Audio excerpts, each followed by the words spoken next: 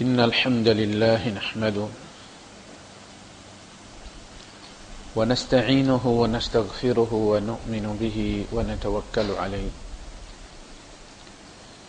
ونعوذ بالله من شرور أنفسنا ومن سيئات أعمالنا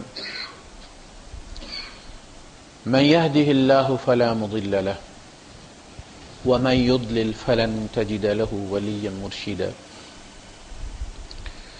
وأشهد أن لا إله إلا الله وحده لا شريك له ولا ضد ولا ند ولا مثيل له ولا مثال له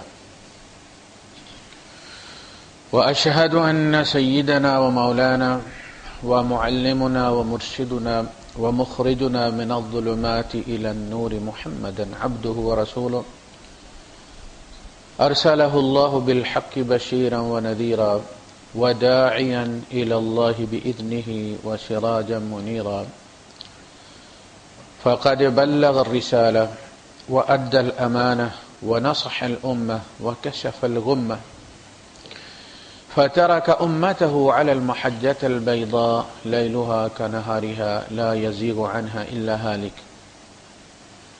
اللهم صل وسلم وبارك عليه وعلى آله وأصحابه وأزواجه وذرياته وأهل بيته أجمعين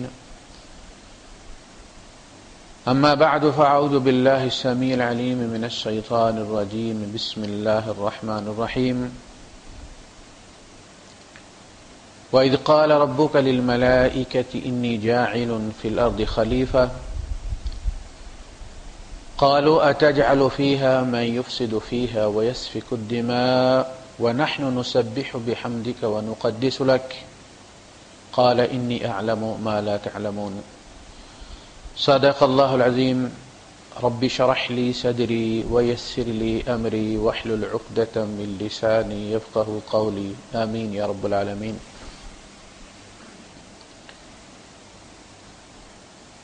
سب سے پہلا امتحان جو اللہ پاک کی 3 باشعور مخلوقات سے لیا گیا اور جو دنیا میں ہمیں قدم قدم پر درپیش ہے اور جو ہماری عبادات کے اندر رکھا گیا ہے، یہ اس کا بیان ہے کہ ہمیں کن کن امتحانات سے گزرنا ہے اور فیل یا پاس ہونا ہے، کامیاب یا ناکام ہونا ہے۔ پہلا امتحان فرشتوں کا یہ دعویٰ تھا کہ ہم آپ کی تسبیح و تحمید کر رہے ہیں، کسی نئی مخلوق کی کیا ضرورت ہے؟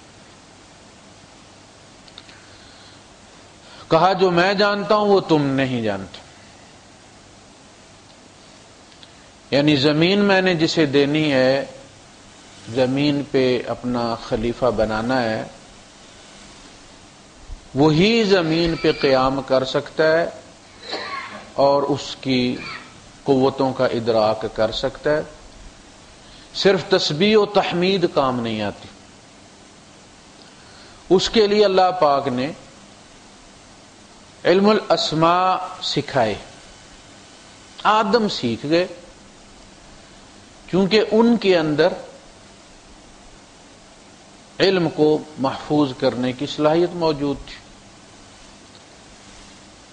فرشتوں کے اندر جو ودیعت کر دیا گیا تھا، اس کے بعد ان کی ری رائٹنگ نہیں ہو سکتی تھی۔ آدم سیکھ گئے اور وہ کورے کے کورے رہے۔ یہ آپ دیکھتے ہیں کلاس کے اندر ٹیچر پڑھاتا تو سب کو ہے، لیکن 25-30 بچوں میں سے کتنے بچے اس میں پھر فیل ہو جاتے ہوتے اسی کلاس میں ہیں، لیکن ان کے اندر وہ کیپیسٹی نہیں ہوتی۔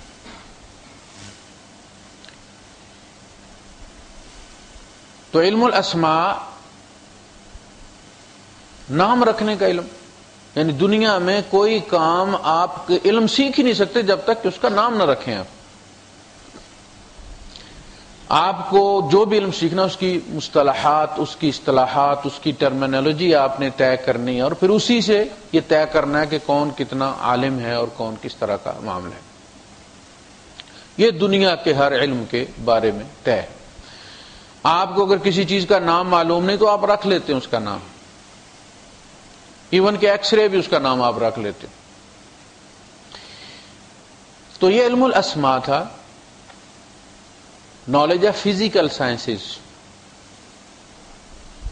جس میں آدم علیہ السلام کامیاب رہے، اور پتہ چلا کہ اگر آپ نے زمین قابو کرنی ہے، زمین پہ اپنا غلبہ رکھنا ہے، تو تحقیق جاری رکھنی ہوگی، جدید علوم سے فائدہ اٹھانا ہوگا، اور نالج آف فزیکل سائنسز سے تم زمین پر قبضہ کر سکتے ہو۔ جن قوموں نے یہ کیا، جب ہم نے کیا تھا ہم غالب تھے، اور جب ہمارا زوال شروع ہوا ہم نے وہ کام چھوڑ دیا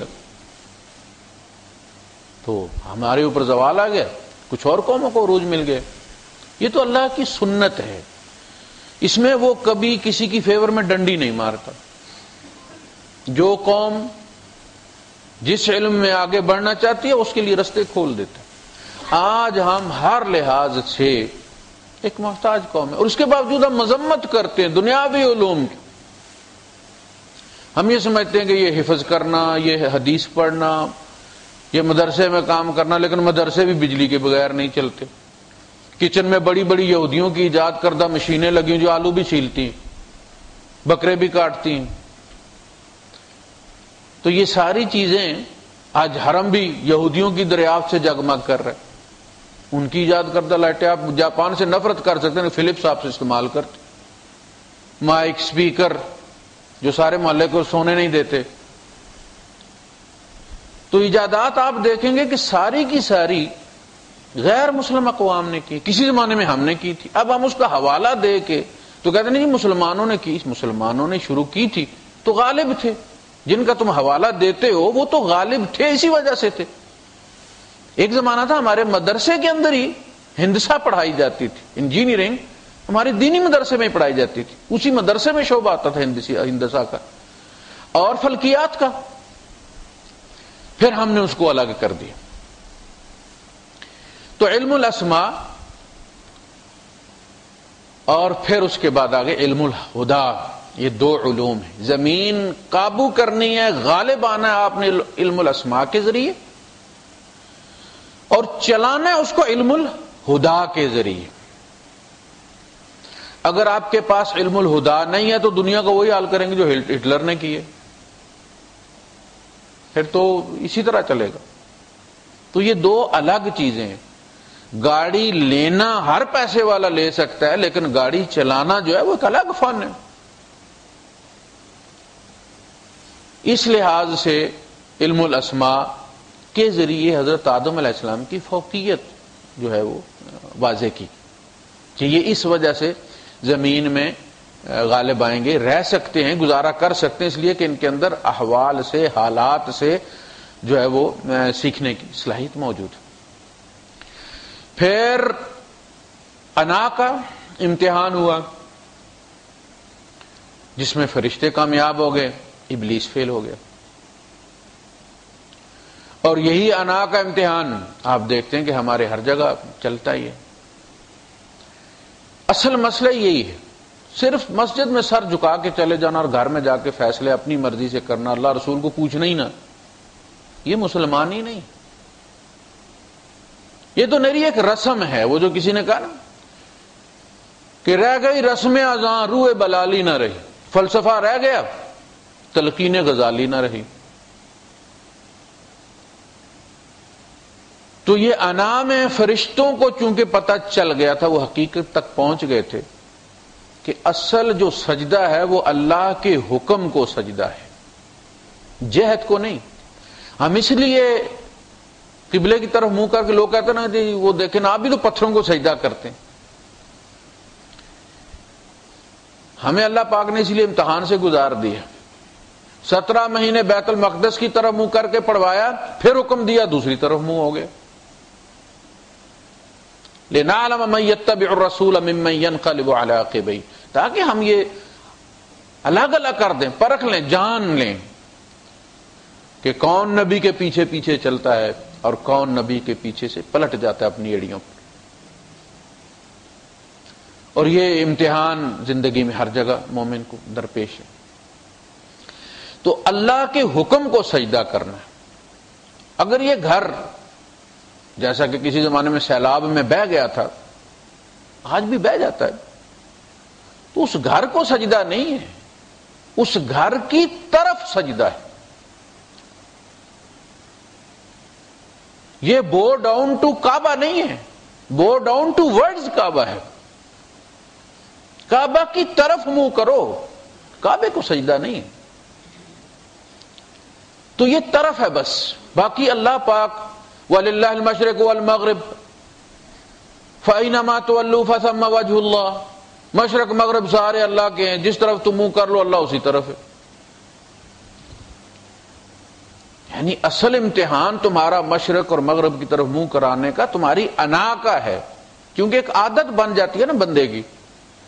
جب بندہ ساری زندگی بیوی کو پردہ کرواتا ہے اور پھر حج یا عمرے پہ اتارنا پڑ جاتا ہے، اسی بس میں وہ پردہ کر کے گھر سے جاتا ہے، 2 دن سفر کر کے سب سے چھپا چھپا کے، وہاں جا کے جب سب کے سامنے کرنی پڑتی ہے تو مرد کی انا کو ٹھیس لگتی، اور یہی اس کا امتحان ہے کہ اگر تو یہ پردہ تم نے راجپوتوں کی راجپوتانہ غیرت کی وجہ سے کروایا ہوا تھا، جینڈر بائس کی وجہ سے کروایا ہوا تھا تم نے کہ میری چیزیں کوئی نہ دیکھے، تو پھر تم نہیں اتارو گے۔ اور اگر اللہ کا حکم سمجھ کے کروایا ہوا تھا تو ابھی امتحان ہوا جاتا ہے، تمہارا پتہ چل جائے گا۔ بس حج پہ سارے امتحان ہے انا کا۔ اب دیکھیں کپڑے ہیں نا، یہ انا کا پہلا مظہر ہے۔ کندورے والا عظیم ہے، شلوار قمیض والا جو ہے وہ گھٹ گیا، اتروا دیتا دونوں چیزیں کہ نہیں۔ 3 پیس سوٹ والا، یہ بھی انائیں ہیں نا ہماری، ٹرائبل ایگوز۔ پہلا تو یہ نشان اتروا دیا کہ یہ اتارو، 2 چادریں پہن لو، یہ انا کو مارا ہے۔ آپ کو پتہ ہی نہیں ہے کہ آپ جس کو لائن میں کھڑے نہیں ہو رہے، دھکے مار رہے ہیں، اس کے نیچے 3,500 آدمی کام کرتا ہے، جنرل مینیجر ہے وہ، لیکن وہاں آپ اسے ایک صف میں نہیں کھڑے ہونے دے رہے، تو پیچھے جاؤ، چائے لینے کے لیے لائن میں نہیں لگنے دے رہے آپ۔ اس کی انا کو کتنی ٹھیس لگتی ہوگی کہ کاش تم مجھے میرے جلال میں دیکھو جب میں دفتر میں آتا ہوں۔ پھر بیوی ہوتے ہوئے پابندی لگا دی، یہ جو اگلا امتحان ہے نا آدم علیہ السلام کا، اسکن انت وزوجک الجنۃ فکلا من حیث شئتما ولا تقربا هذه الشجرہ۔ تو آدم علیہ السلام پہ پہلی پابندی یہی لگی تھی، کہا یہ تمہاری بیوی ہے پر قریب نہیں جانا۔ رمضان میں دن کو لگ جاتی ہے پابندی کہ نہیں لگتی؟ احرام میں لگتی ہے، بیوی ہماری ہوتی ہے، ہم ہاتھ پکڑ کے لے کے جا رہے ہوتے ہیں، لیکن لا تقربا۔ یہ اسی امتحان کا ایک کلپ ہے جو آدم علیہ السلام کا لیا گیا تھا کہ بیوی تمہاری ہے، تمہاری ایکسس میں ہے، پہنچ میں ہے، دسترس میں ہے، تعلق قائم نہیں کرنا۔ ابلیس نے کہا آدم ایسے تو کام نہیں چلے گا، مر جاؤ گے تو بس ختم ہو جاؤ گے تم۔ هل ادلک علی شجرۃ الخلد، کیا میں تمہیں خلود کا درخت نہ بتاؤں جس کی وجہ سے تم زندہ رہو؟ اور آج آدم علیہ السلام ہماری وجہ سے زندہ ہے، ہم نہ ہوتے تو مر کھپ گئے ہوتے۔ آپ کہتے ہیں نا کہ فلاں مر گیا بٹ سروائیوڈ ود 2 sons 1 daughter، یہ سروائیو کر رہے ہیں آدم علیہ السلام، ان کا نام چل رہا ہے، تو کس وجہ سے چل رہا ہے؟ شجرۃ الخلد کی وجہ سے۔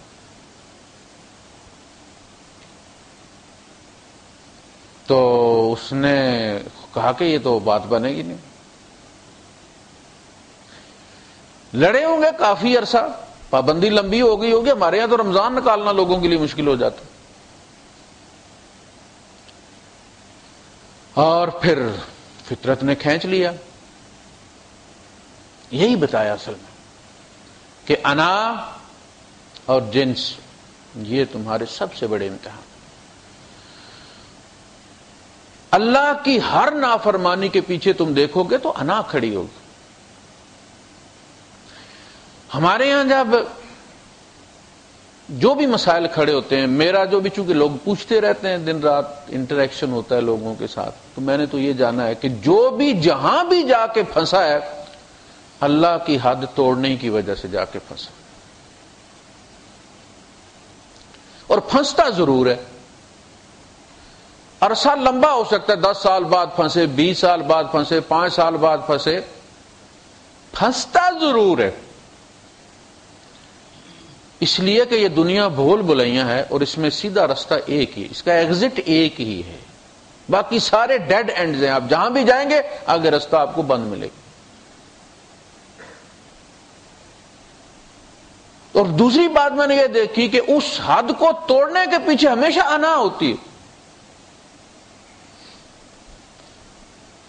کہ میں زیادہ جانتا ہوں، میرا تجربہ زیادہ ہے، بس یہ ہو جائے گا، وہ ہو جائے گا، اور پھر بھیڑا غرق ہو جاتی۔ تو اس کے بعد آپ دیکھیں گے، آپ کیا کہتے ہیں فلاں کا شجرہ نسب، شجرہ کا لفظ استعمال کرتے ہیں نا، یہ شجرہ جو ہے یہی اصل میں کہا گیا تھا اس کے قریب مت جانا۔ پھر کیا ہوا، ان کے کپڑے اتر گئے، شیطان نے وسوسہ ڈالا، پھسلایا، خلود کی طرف توجہ دلائی۔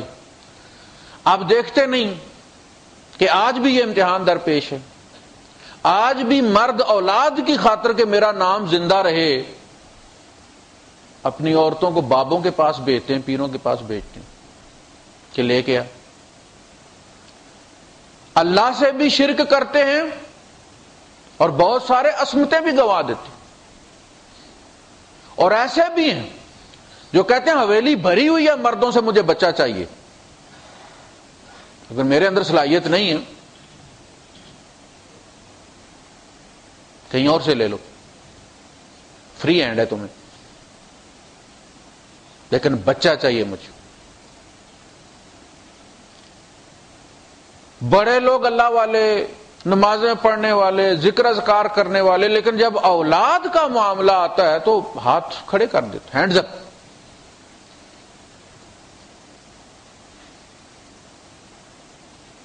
یہ ہے اصل امتحان۔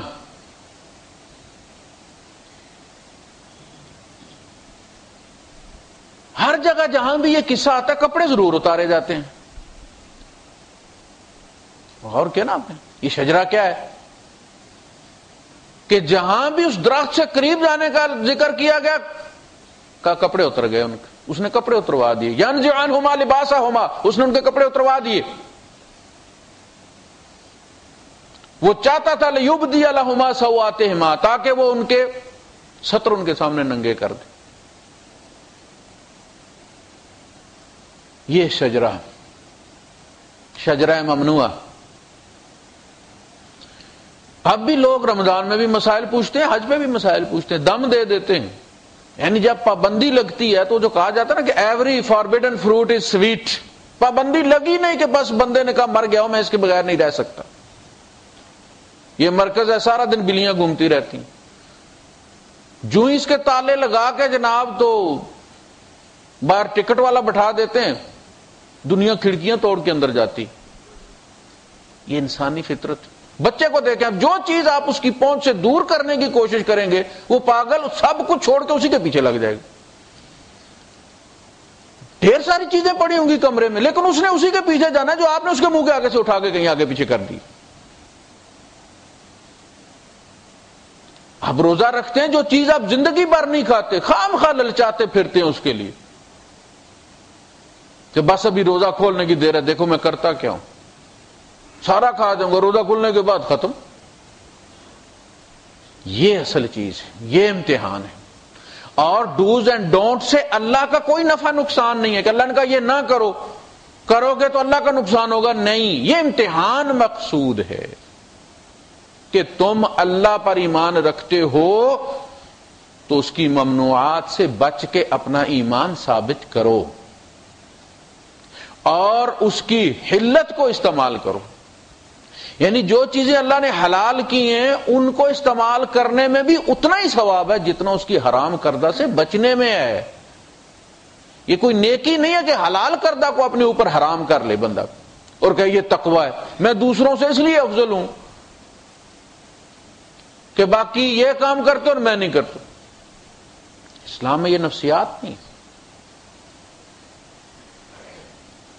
اور ينزع عنهما لباسهما ليريهما سوآتهما انه يراكم هو وقبيله من حيث لا ترونهم.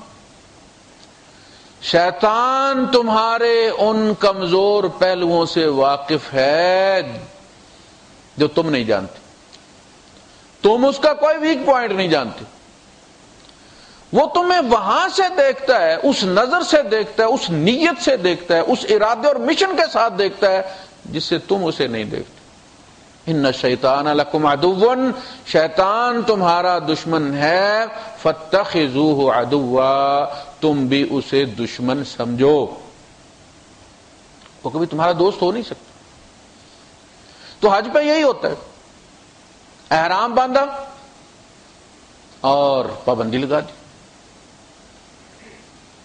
یہ اسی کا ایک کلپ ہے.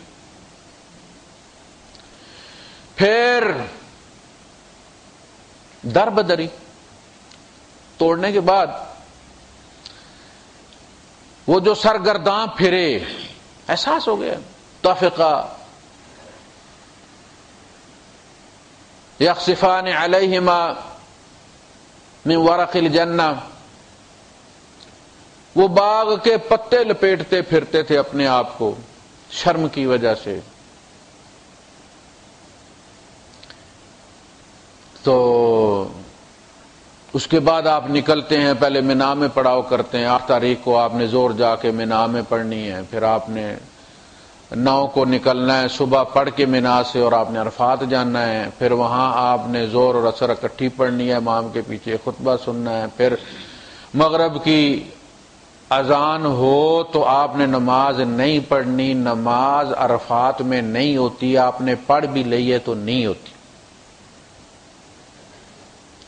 لوگوں کو مسئلہ بتایا جاتا ہے کہ جی ہم جب مزدلفہ میں پہنچیں گے تو مغرب تو قضا ہو چکی ہوگی، لہذا وہیں پڑھ لینی چاہیے. پتہ نہیں یہ کہاں سے آتے ہیں یہ لوگ ٹی وی والے، جو علماء کہاں سے چھانٹ کے لاتے ہیں. رات کو تم 2 بجے بھی مزدلفہ پہنچو، مغرب اور عشاء تم نے وہاں اکٹھی پڑھنی. اس زمین پہ، عرفات کی زمین پہ تمہاری نماز مغرب نہیں ہوتی. حکم یہ ہے کہ جب اذان ہو تو کوچ کرو. یہ عادت توڑنے والی بات ہے نا. جب آدمی کو ٹائمنگ کی عادت ہوتی ہے تو اس کی طبیعت مچلتی ہے وہ کام کرنے. کہا یہاں نہیں پڑھنی، چلو آگے چل کے پڑھو. در بدری خستہ حالی. آج کے زمانے میں بھی لوگ کہتے ہیں جی ٹرانسپورٹ ہو گئی ہے، اس وقت پیدل لوگ چلتے تھے، اونٹوں پہ چلتے تھے. آج بھی پیدل چلنے والا گاڑی والوں سے پہلے پہنچ جاتا ہے، اور ڈیزل بھی کم جو ہے وہ سمیل کرتا ہے. پھر شیطان کو جا کے کنکریاں مارتا ہو، تو نے مجھ سے کیوں غلطی کروائی. یہ ایک سمبل ہے اس سے براءت کا، شیطان سے اعلان براءت کا. اس کے بعد قربانی دے کے اظہار کرتا کہ اللہ پاک تیرے حضور جس چیز کی بھی قربانی دینی پڑی دوں گا، مگر تیری تابعداری نہیں چھوڑوں گا. سب کچھ چھوڑ دوں گا مگر تجھے نہیں چھوڑوں گا. پھر اس کے اظہار کے لیے اس طرح پھروا دیتا اپنے سر پر یہ گلاب دے کے. اب بھی جب جیل میں بندے کو وہ کرتے ہیں تو سب سے پہلے اس کی ٹینڈ کرتے، اس کی ایگو کو توڑنے کے لیے.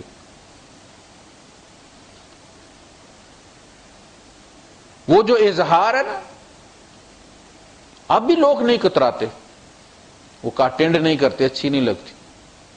اس کا مطلب ہے انا مری کوئی نہیں ہے. حاجی صاحب ہو گئے ہیں لیکن کہیں نہ کہیں فولڈر سیو رکھا ہے انہوں نے انا والا. وہاں تو میں کہتا ہوں صرف ٹینڈ نہیں کروانی چاہیے، مٹی بھی اٹھا کے سر پہ ڈالنی چاہیے. اسی مٹی میں جانا ہے نا، مر مٹ کے آنا چاہیے. جتنے مٹو گے اتنے صاف ہوگے. میلٹ ہوگے تو اندر سے گند نکلے گا۔ قربانی دینے کے بعد آپ جب سر منڈاتے ہیں تو یہ اعلان عبدیت ہے، اے اللہ میں تیرا غلام ہوں، میری کوئی پسند ناپسند نہیں ہے، میری کوئی ٹائمنگ نہیں ہے، جو تو کہے گا، جب تو کہے گا، جیسے تو کہے گا میں ویسے کروں گا۔ اس کے بعد آپ پھر 2 دن اگلے مزید وہاں قیام کرتے ہیں، کنکریاں مارتے ہیں، کھاؤ پیو، اللہ کا ذکر کرو، اور کوئی خاص مشقت نہیں ہے، یہ اللہ کی طرف سے راحت کا اعلان ہے۔ ان دنوں میں رات مینا میں قیام کرنا ایام تشریق میں واجب ہے۔ حرم میں جا کے آپ رات کو سوئیں گے تو آپ نے خطا کی ہے۔ آپ اگر جانا بھی چاہتے ہیں تو آپ کو کرنا بھی چاہتے ہیں، کر کے پلٹ کے آپ کو رات آ کے مینا میں گزارنی۔ تو یہ ساری چیزیں، یہ ساری پابندیاں جن سے اللہ پاک گزارتا ہے، اس میں ہمارا انا کا امتحان ہوتا ہے کہ اس کا کوئی علاج ہوا ہے کہ نہیں ہوا۔ جب ہم ان مقاصد کو سمجھ کر عبادت کرتے ہیں نا تو پھر ایک تصویر بنتی ہے ہمارے سامنے کہ ایک مومن کو اپنے رب کے سامنے کیسا ہونا چاہیے۔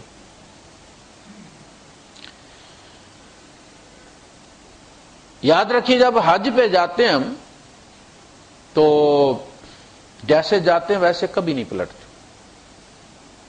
ٹیم نے ورلڈ کپ لے لیا، اگلے ورلڈ کپ میں وہ ڈیفینڈنگ چیمپئن ہے، اب اس کو ڈیفینڈ کرے گی ٹائٹل کو تو رہے گی، ورنہ گنوا کے آئے گی۔ جب ایک دفعہ میدان میں اتر گئے آپ، اللہ والوں میں سے بہت سارے لوگ حج پہ جاتے ہوئے ڈرتے تھے، بس ایک فرض حج کر لیا، ڈرتے تھے وہ کہ جو پاس ہے وہ بھی کہیں گنوا نہ آئیں، اس لیے کہ وہ جبہ، وہ دستاریں، وہ مولانا، وہ بقیت و سلف، وہ خیر الاولیاء، سارا کچھ جوتے کے ساتھ باہر رکھ کے اندر جانا پڑتا ہے۔ ثابت کر دو گے تو واپس دے دیا جائے گا، ورنہ ضبط کر لیا جائے گا۔ بڑا امتحان ہے۔ عام طور پہ ہمارے یہاں خاص کر کے جو پہلے حج پہ لوگ جاتے ہیں وہ بیچارے بڑے کنفیوز ہوتے ہیں، اور پھر جو کچھ کتابوں میں لکھا ہوتا ہے، پہلے دور کی دعا، دوسرے چکر کی دعا، تیسرے چکر کی دعا، چوتھے چکر کی دعا، 5ویں چکر کی دعا، تو وہ بیچارے کتاب کی طرف ہی ان کی توجہ ہوتی ہے۔ جس کام کو گئے ہیں وہاں جی ایچ کیو میں جا کے بھی وہ نہیں ہوتی، اللہ سے رابطہ نہیں ہوتا، کتاب سے ہوتا ہے۔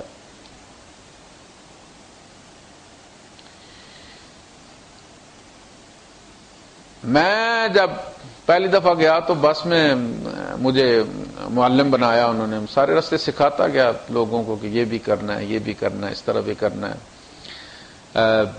بیت اللہ پہ پہلی نظر پڑے تو دعا کرنی ہے، اور وہ کلیجی رنگ کی اس زمانے میں پٹی ہوتی تھی نیچے، اس کی طرف دیکھنا ہے اور پھر وہاں سے طواف شروع کرنا ہے، وہیں پہ پھر 7واں چکر ختم کرنا ہے۔ اور طائف سے وہ لے کے میگا فون تو لبیک اللہم لبیک بھی میں ہی کراتا گیا۔ وہاں پہنچتے پہنچتے گلا، تجربہ نہیں تھا نا، تو گلا جو ہے وہ بیٹھ گیا۔ داخل ہوئے ہم باب السلام سے، اور باقی تو جو بس والے تھے وہ تو چلے گئے جیسا انہیں بتایا گیا تھا، اور میں ادھر کھڑے کا کھڑا ہی رہ گیا، سب کچھ بھول گئے۔ جب بیت اللہ پہ نظر میری پڑی تو مجھے یوں لگا جیسے اور کوئی ارد گرد ہے ہی نہیں ہے، بس یا یہ ہے یا میں، وہ دونوں خلا میں چلے گئے۔ دعا کیا مانگنی تھی؟ وہ جو پہلے سے عطا شدہ تھا اسی کا حساب مشکل ہو رہا تھا، یعنی بالکل سٹک ہو گئے، دماغ کوئی کمانڈ یاد ہی نہیں رہا کہ کرنا کیا ہے۔ پتہ نہیں ساتھیوں نے کیسے کیا، جس طرح بھی کیا، لیکن کافی دیر کے بعد میں ہجوم میں داخل ہوا اور مجھے نہیں یاد کہ بھائی نیچے کوئی پٹی بھی میں نے دیکھی تھی نہیں دیکھی، بس جس طرف سے منہ آیا جہاں پہنچا وہیں سے شروع کر دیا اس کو.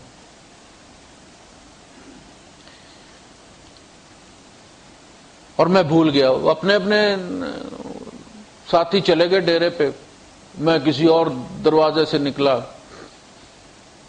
دوسرے دن کہیں جا کے تو مجھے پھر کوئی ساتھی ملا اور وہ لے کے گئے. وہ تو اس کے بعد پھر وہ مزہ نہیں آیا. آپ جتنے بھی ایکسپیرینسڈ ہوتے جاتے ہیں نا حج کرنے میں، سواد ختم ہوتا چلا جاتا. آدمی ہر بار اصل میں حج کرتا ہے، وہ جو پہلے حج والا مزہ تھا نا کہ وہ ڈھونڈنے کے لیے، یہ جو دوسری تیسری چوتھی شادی کرتے ہیں نا، یہ وہ پہلی والے کے چکر میں ہوتے ہیں کہ وہ جو پہلی جو شب عروسی تھی، لیکن ایسا ہوتا نہیں ہے. وہ اپنی جگہ ہے. آپ جتنے ماہر ہوتے جاتے ہیں، جتنے حج عمرے زیادہ کرتے ہیں، آپ کا مزہ کم ہوتا چلا جاتا ہے. تو ریچول بن کے رہ جاتی ہے. اسی لیے عمر فاروق رضی اللہ تعالیٰ عنہ حج کے بعد لوگوں کو درے مار کے نکالا کرتے تھے. چلو نکلو یہاں سے. زیادہ قیام کرو گے تو اس گھر کی ہیبت تمہارے دلوں سے ختم ہو جائے گی. بجائے اس کے کہ تمہارے بدن یہاں ہوں اور تمہارے دل اہل و عیال میں ہوں، اس سے بہتر ہے کہ تمہارا بدن اہل و عیال میں اور دل یہاں ہو. یہ ان کے الفاظ ہیں. ہمارے لیے تو دور دور سے دنیا جاتی ہے، سفارشیں ڈال کے جاتی ہے، پاسپورٹ بدلی کر کے جاتی ہے. جو ہماری بس میں ایک صاحب تھے، وہ بیچارے کسی اور کا پاسپورٹ لے کر گئے تھے حج کرنے. اچھا بارڈر پہ جب ویزے لگ گئے، انہوں نے پاسپورٹ نام پڑھ کے دینے شروع کیے، تو چونکہ وہ اس نام کے عادی نہیں تھے، ان کا تو اور نام تھا، تو وہ بندہ نام لے گا اور وہ سامنے کھڑے، وہ پکار رہا ہے، یہ بول نہیں رہے. تو ڈرائیور نے ان کو پیچھے سے مارا کہ یہ تمہارا پاسپورٹ ہے، تم ہی ایک بچے ہو، باقی سب کے تو مجھے مل گئے ہیں. اب یہ آگے بڑھے تو اس کو پتا چل گیا. وہ بڑے ماہر ہوتے ہیں، وہ پکڑ کے اندر لے گئے اور پھر ان کو وہیں رکھ لیا، ہمیں آگے بھیج دیا انہوں نے. لیکن وہاں جو لوگ رہتے ہیں، آپ نے دیکھا وہ دکان کے آگے مصلی ڈالتے ہیں، نماز پڑھ کے فارغ ہو جاتے ہیں. ہمارے لوگ بھی جو یہ پاکستان سے جاتے ہیں نا 2 مہینے پہلے، ان کا چارم رومانس ختم ہو جاتا ہے بیت اللہ کے ساتھ.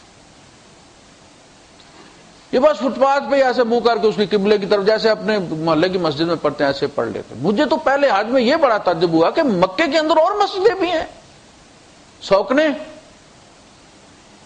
ہمارا ڈیرا مسجد کے پاس ہی تھا، مسجد بھر کے گلیوں میں لوگ پڑھتے تھے محلہ اجیاد میں. مجھے تعجب یہ ہوتا کہ یار یہ مکے میں رہ کے حرم میں نماز نہیں پڑھتے ہی. باب فتح کے اوپر بلال ہوٹل ہوتا تھا، بالکل سیڑھیاں چڑھ کے جو ہی تو لیفٹ میں نیچے اس ہوٹل کے دکانیں تھیں. عمرے پہ گئے تو میں نے اس سے پوچھا، ہم پہنچے اس وقت کہ پتہ کوئی نہیں تھا، تو میں نے اس سے پوچھا کہ یہ اذان جو ہے یہ فجر کی نماز کتنے بجے ہوتی ہے؟ میں نے اس سے پوچھا. انہوں نے کہا بھائی جی پتہ کوئی نہیں، پنجابی تھا. اسی تے کپڑا کھچ کے اگے کر دے دا اندر ہو جائے. لیکن میرا خیال یہ کہ یہ تہجد کی اذان ہے، یہ فجر کی اذان نہیں. وہاں رہ کے بالکل باب فتح کے سامنے نماز پڑھنا نصیب نہیں. تو اس گھر کی جو ہیبت ہے وہ زیادہ عرصہ جب یہ ایسی بات ہے کہ یہ نیچرل ہے، اس سے مفر نہیں ہے انسانی فطرت میں. جب بدو آیا کرتے تھے اور قرآن سنا کرتے تھے نبی کریم صلی اللہ علیہ وسلم سے تو روتے تھے. تو عمر فاروق رضی اللہ عنہ نے فرمایا کننا کما کنتم ثم قست قلوبنا، ہم بھی کبھی اسی طرح دھاڑے مار مار کے رویا کرتے تھے جس طرح تم رو رہے ہو. ثم قست قلوبنا، پھر ہمارے دل سخت ہو گئے. حالانکہ ان کے دل سخت نہیں ہوئے تھے، وہ مانوس ہو گئے تھے، مانوس ہو گئے تھے. لیکن یہ ان کا اپنا ایک ایکسپریشن تھا، انکساری تھی ان کی. اگر ان کے سخت ہو گئے تھے تو ہمارا کیا حال ہوگا؟ تو سخت نہیں تھے، مانوس ہو گئے تھے، دل مانوس ہو جاتے تھے. تو یہ سارا امتحان ہے، حج میں بھی، نماز میں بھی، روزے میں بھی، زکوٰۃ میں بھی۔ زکوٰۃ میں انا کا امتحان نہیں ہے، زکوٰۃ آپ نے دینی ہے، مستحق آپ کی برادری میں موجود ہے اور سخت مستحق ہے، اور آپ اسے اس لیے نہیں دے رہے کہ اس نے کبھی آپ کے ساتھ لڑائی کی تھی، آپ کے کہنے سے بجلی کا بل جمع نہیں کروایا تھا، آپ کے لیے کہیں کبھی وہ سلنڈر گیس کا نہیں لے کر آیا ہوگا۔ بیوی نے یہ خبریں وہی دیتی ہے نا، سب سے پہلے جو ہی آپ جاتے ہیں تو ایک لسٹ بنا کے دیتی ہے کہ اینا نل ذرا دھیان نل، اس نے لسٹ بنا دی کہ اس نے یہ کیا میرے ساتھ، یہ کیا یہ کیا یہ کیا، اب ان کے گھر روٹی نہیں کھانی، ہم نے فلانے کا مطلب ٹر جائیں چپ کر کے اسے پرنا چک کے۔ اب زکوٰۃ دیتے ہوئے آپ کہتے کسی بھی فقیر کو دے دی، زکوٰۃ ہی دینی ہے نا، اس کو کیوں دوں؟ یہ انا کا امتحان تھا، اگر اللہ کے لیے دے رہے تھے تو مستحق تیرے گھر کے ساتھ تھا، نہیں دی۔ زکوٰۃ کوئی امتحان نہیں ہے، یہ ڈبل امتحان ہے، ایک تو اتنے پیسے میں سے پیسہ نکالنا، پھر دیتے ہوئے اس کو دینا، اسی لیے اس میں اجر زیادہ ہے۔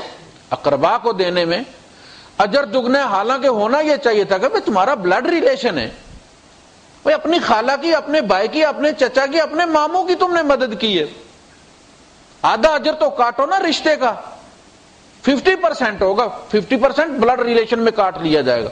غیر کو دو گے تو 100% اللہ کا، نہیں رشتے دار کو دو گے تو ڈبل دوں گا، اس لیے کہ انا مارنی پڑتی ہے اس کے۔ ہم اس بات کو سمجھتے نہیں۔ تو ہر عبادت میں اس انا کا امتحان ہے، ہر گناہ کے پیچھے یہ کھڑی ہے، اور ہر نیکی کی چوٹی انا کی شکست پہ،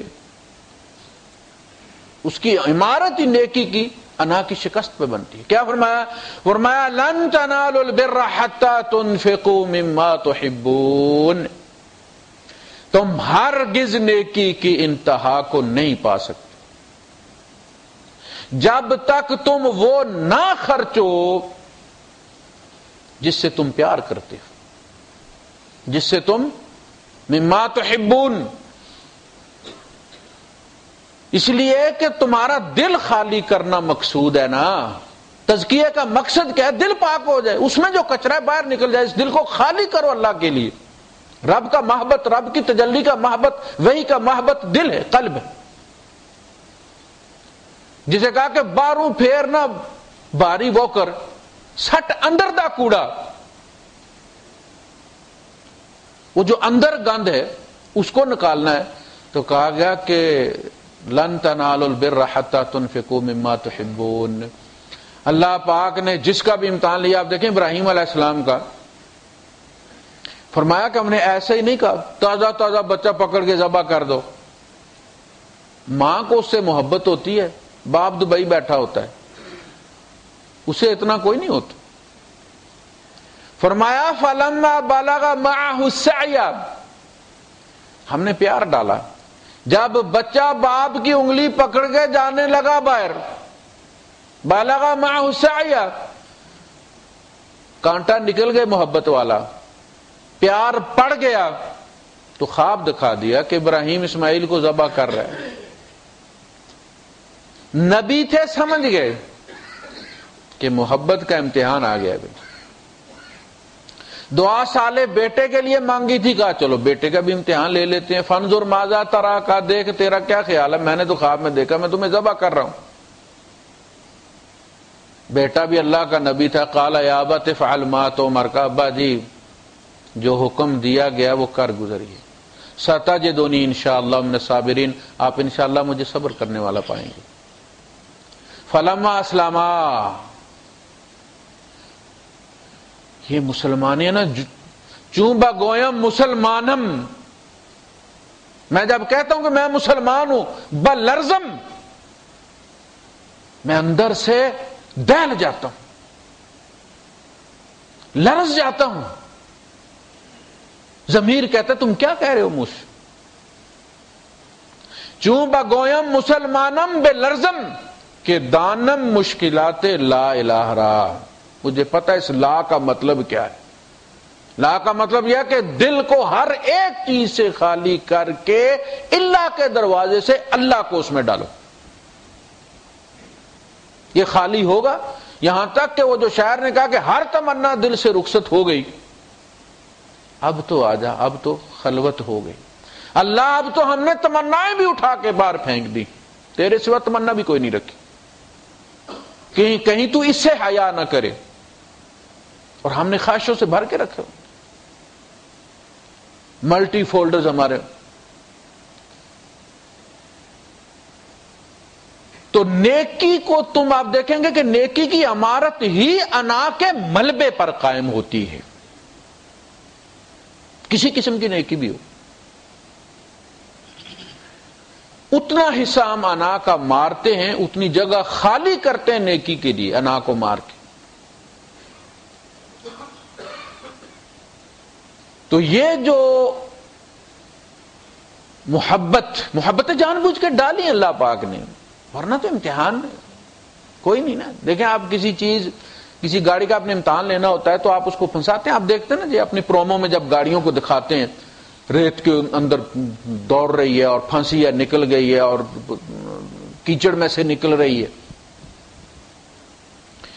فرمایا زین للناس حب الشہوات، ہم نے لوگوں کے دلوں میں ڈیکور کر دیا. ہیمر ان، یہ محبت ہے. جو بندہ کہتا ہے کہ مجھے ان چیزوں سے محبت نہیں ہے، اسے ان چیزوں کو چھوڑنے کا ثواب بھی کوئی نہیں ہے. جتنی کھبی ہوئی چھوڑو گے، جتنے پھنسے ہوئے نکلو گے، اتنا اجر زیادہ ہے. یہ جو کہتا نا جی ہم نے تو کوئی، یہ اصل میں فرار ہے. ہم نے کچھ بھی نہیں رکھا جی، شادی بھی نہیں کی. ہمارے یہاں آپ دیکھیں صوفیاء میں یہ بحث بھی چلتی ہے کہ شادی کرنا افضل ہے یا شادی نہ کرنا افضل ہے. عجیب لوگ ہیں یہ بھی. اللہ پاک حکم دیتا ہے انکحوا الایام منکم، چھڑے بیاہ دو، جن کی شادیاں نہیں انہیں بیاہ دو. وہ حضرت ربیع جو اللہ کے رسول صلی اللہ علیہ وسلم کے جوتے سنبھالا کرتے تھے، نوجوان تھے، تو لڑکپن سے یہ ان کی ہمیشہ عادت تھی کہ یہ رات کو آ جاتے اور اللہ کے رسول صلی اللہ علیہ وسلم کے حجرے کے بعد یہ دیوار کے ساتھ پیٹھ لگا کے بیٹھ جاتے، حضور کے جوتے اٹھا کے سینے کے ساتھ لگا لیتے تاکہ وہ گرم ہو جائیں، جب حضور باہر نکلے تو ٹھنڈے نہ لگیں حضور.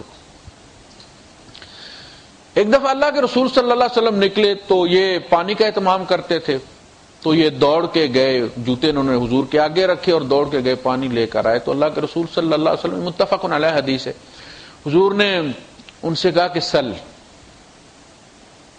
مانگ. کیا مانگتا؟ انہوں نے کہا کہ اسألک، میں آپ سے سوال کرتا ہوں، مرافقتک فی الجنہ، مجھے جنت میں بھی یہ ڈیوٹی دے دے.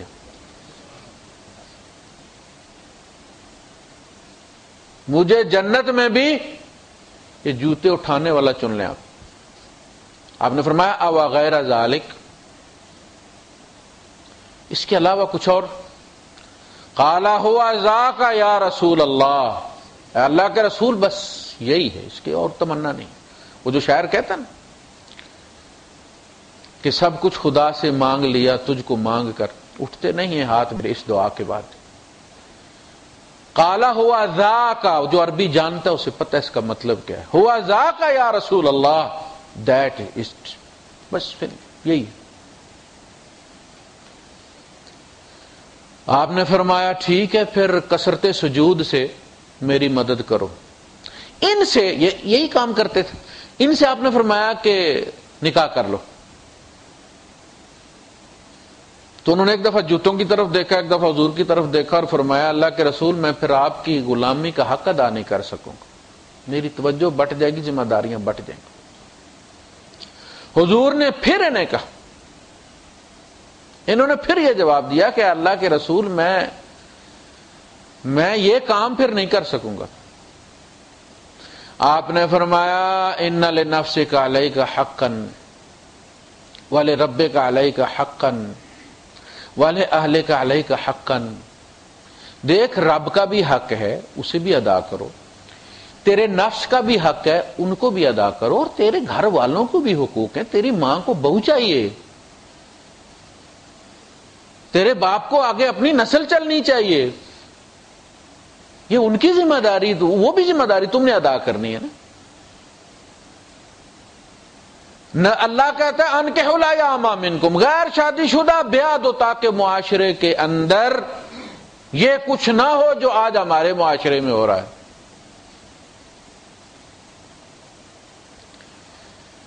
اور اللہ کے رسول صلی اللہ علیہ وسلم فرماتے ہیں النکاح من سنتی فمن راغب عن سنتی فلیس منی، نکاح میری سنت ہے، جس نے میری سنت کو ناپسند کیا وہ میری امت میں سے نہیں ہے۔ اس کے بعد یہ کوئی گنجائش بچتی ہے کہ بندہ سوال اٹھائے کہ نکاح کرنا اچھا ہے یا نہ کرنا اچھا ہے؟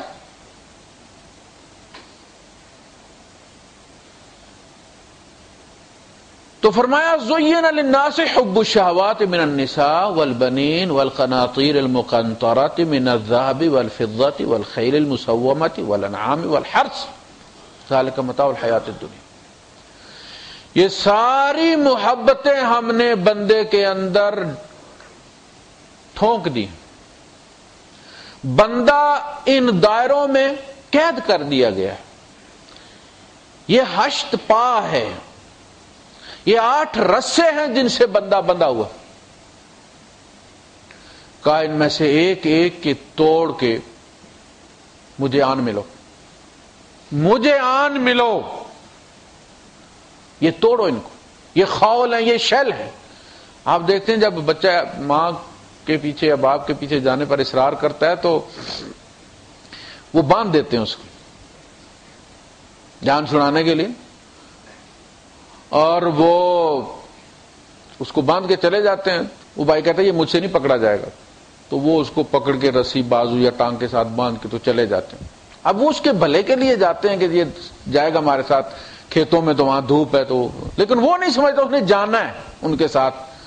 تو تھوڑی دیر کے بعد وہ دیکھتے ہیں کہ وہ کسی نہ کسی طرح چک شک مار کے کھول کے جناب وہ ناڑا شاڑے سے ہی باندھتے تھے، انہوں نے کون سی ہتھکڑیاں رکھی ہوئی تھی، وہ پیچھے دوڑتا ہوا باں باں کرتا چلا آ رہا ہے۔ یہ ہے جو آپ عرفات میں جا کے کرتے ہیں۔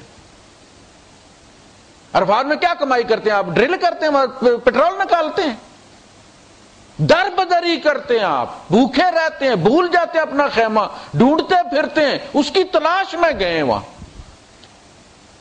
اس لیے اس طرح نکلتے ہیں عرفات سے کہ یومن ولدتہ امہ، جس طرح ماں کے پیٹ سے معصوم نکلتے۔ اللہ کے رسول صلی اللہ علیہ وسلم نے فرمایا کہ میں نے جتنا ذلیل آج دیکھا ہے ابلیس کو میں نے کبھی نہیں دیکھا تھا۔ انبیاء کو یہ نظر آتا ہے، انبیاء فرشتوں کو بھی دیکھتے۔ اللہ کے رسول صلی اللہ علیہ وسلم کے پیچھے نماز پڑھی، جماعت ختم ہوئی تو آپ نے فرمایا یہ کلمات کس نے کہتے؟ آپ نے فرمایا نا سمع اللہ لمن حمدہ، کسی نے پیچھے سے پکارا ربنا لک الحمد حمدا کثیرا طیبا مبارکا فیہ۔ آپ نے فرمایا یہ کلمات کس نے کہتے؟ بندہ دبک گیا، اس نے کہا اللہ دیا جی، مارے گئے۔ حضور نے پھر پوچھا کس نے کہا؟ اس نے خیر کا کلمہ کہا ہے، ڈرو نہیں۔ ایک بندے کہا حضور میں نے کہہ دی۔ آپ نے فرمایا میں نے 30 فرشتوں کو اس دعا کے لیے آپس میں جھپٹتے دیکھا، دھینگا مشتی کرتے دیکھا، ان میں سے ہر ایک یہ چاہتا تھا کہ وہ لے کر اسے اللہ کے دربار میں حاضر ہو۔ آپ نے فرمایا میں نے ابلیس کو جتنا آج ذلیل اور رسوا دیکھا ہے، حضور نے ایک ہی آج کیا نا، میں نے پہلے کبھی نہیں دیکھا تھا۔ وہ مٹی اٹھا اٹھا کے اپنے سر پر ڈال رہا تھا، اس کی زندگی گزر گئی تھی جن سے گناہ کرواتے ہوئے، وہ سارا کچھ ڈھیر لگا کے عرفات میں اس طرح جا رہے تھے جس طرح ماں کے پیٹ سے معصوم نکلتا ہے۔ یہ مواقع اللہ پیدا کرتا ہے، ہمارے فائدے کے لیے پیدا کرتا ہے۔ یہ 10 دن اللہ کے رسول صلی اللہ علیہ وسلم فرماتے ہیں کہ میں نے ان 10 دنوں سے زیادہ اللہ کے یہاں محبوب اور کوئی دن نہیں دیکھا کہ جس میں عبادت افضل ہو۔ اللہ نے قسم کھائی ہے ان دنوں کی۔ اس میں حضور نے فرمایا تحمید، تسبیح، تحمید اور تحلیل اور تکبیر یہ کثرت سے کی جائے۔ 9 ذی الحجہ کی فجر سے لے کر 13 ذی الحج کی عصر تک یہ چلتا ہے سلسلہ تکبیرات تشریق کا۔ مردوں پر واجب آواز کے ساتھ پڑھنا، عورتیں آہستہ آواز سے پڑھ سکتی۔ اللہ اکبر اللہ اکبر اللہ اکبر لا الہ الا اللہ اللہ اکبر اللہ اکبر وللہ الحمد۔ یہی عرفات میں پڑھتے ہیں، یہی مزدلفہ اور مینا میں کرتے ہیں۔ فاذکروا اللہ کا ذکرکم آباءکم او اشد ذکرا، اللہ کا ذکر، اللہ کے تذکرے اس طرح کرو جیسے اپنے باپ دادا کے کرتے ہو۔ کارنامے بیان کرتے ہیں لوگ، میرے باپ نے یوں کیا، میرے دادا نے یوں کیا، کہا یوں کہا کرو، میرے اللہ نے یوں کیا، اللہ نے مجھے علم دیا، اللہ نے مجھے صلاحیت دی، میں غریب تھا، اللہ نے مجھے دولت دی، اللہ یعنی تذکرے۔ اصل میں اگر ماں باپ بھی تمہارے اچھے ہیں تو وہ بھی کسی کی عطا ہیں۔ ماں کے دل میں رحم اللہ نے ڈالا ہے، اگر اس کے دل میں رحم ہے نا تو اللہ نے اپنی رحمت میں سے، آپ اندازہ کریں، حضور نے فرمایا کہ اللہ پاک نے اپنی رحمت کے حصے کی ایک حصہ پوری مخلوق پر بانٹ دیا، حیوانات سمیت۔ آپ نے فرمایا اسی رحمت کی وجہ سے گھوڑی اپنے بچے پر پاؤں نہیں رکھتی۔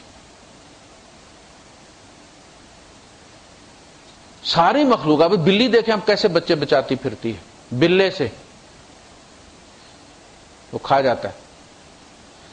آپ اسے کوئی بھی چیز ڈالیں، پہلے اٹھا کے جا کے بچوں کے آگے رکھ کے آئے گی۔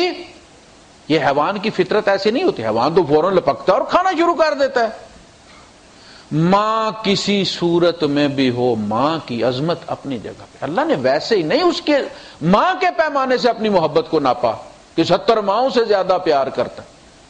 آپ دیکھتے نہیں، مرغی کا مقصد یہ ہوتا ہے، مرغی کی فطرت یہ ہوتی ہے کہ چیز دیکھیے اور چگ کے کھائے اسے، وہ نکال کے اپنے چوزوں کے آگے رکھتی ہے، ایسے ٹک ٹک کر کے بلاتی ہے، انہیں کھلاتی ہے۔ یہ ہے ماں،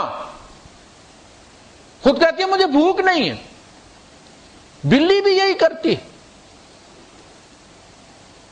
یہ اس رحمت کا ایک حصہ اللہ پاک نے انسانوں سمیت پوری مخلوق پر بانٹ دیا،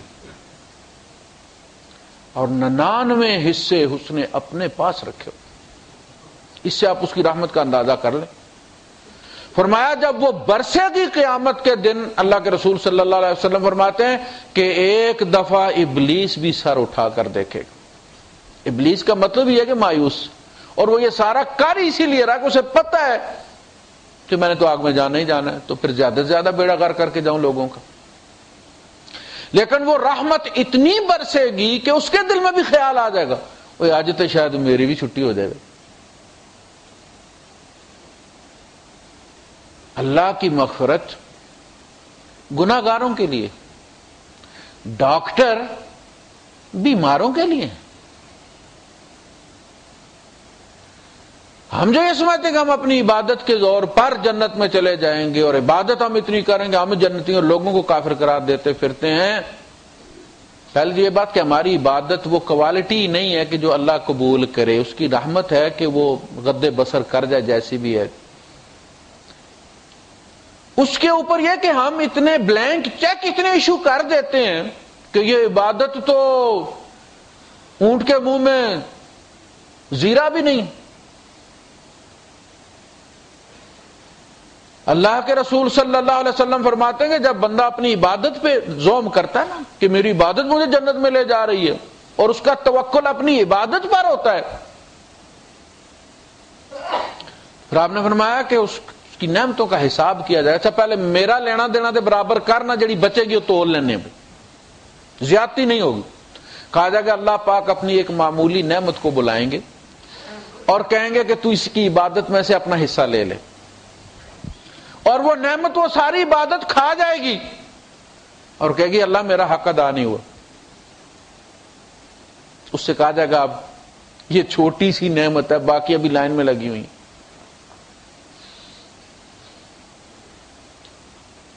جب بندہ نیکی پیش کر کے جنت کی توقع رکھتا ہے نا، ہمیں نیکی کے بدلے نہیں، وہ جو کسی نے کہا نا کہ سجدوں کے عوض فردوس ملے، یہ بات مجھے منظور نہیں.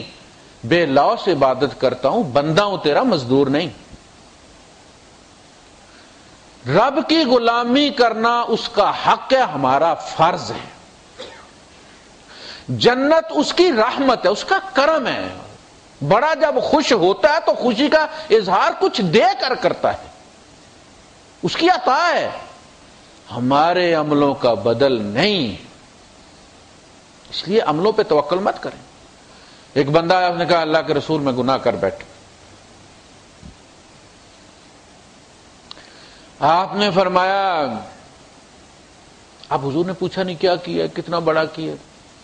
آپ نے فرمایا قل اللہم مغفرتک اوسع من ذنبی، اے اللہ تیری بخشش میرے گناہوں سے بڑی، وسیع.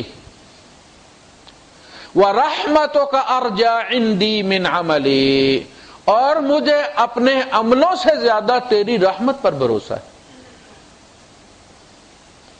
4 بار حضور نے اسے ریپیٹ کروایا، پھر فرمایا قم فقد غفر لک، جا تجھے معاف کر دیا گیا. تو یہ اس کی رحمت ہے کہ وہ ایسے دن بھیجتا ہے کہ کمائی کر لو، جو کمی بیشی ہے وہ پوری کر لو. وہ لیلۃ القدر ہر سال اس لیے مناتا ہے، قرآن کے نزول کی رات، اس امت کے لیے. اللہ کے رسول صلی اللہ علیہ وسلم نے کہا اللہ سابقہ امتوں کی عمریں لمبی ہوتی تھیں،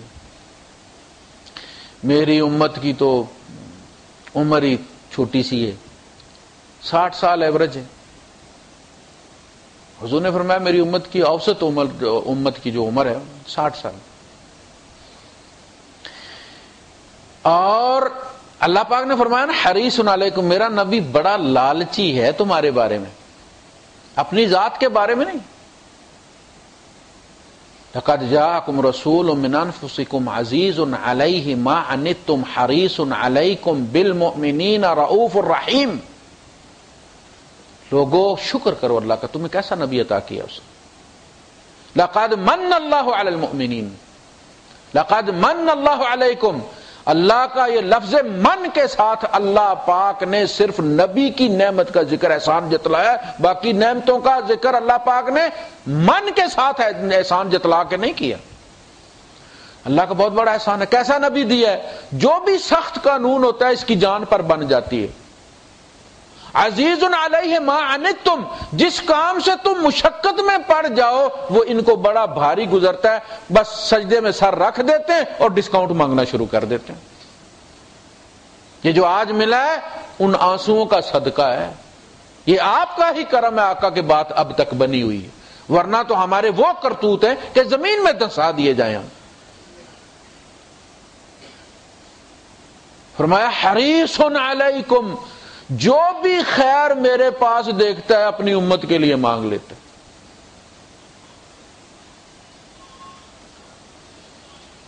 وآخر دعوانا الحمدللہ رب العالمین.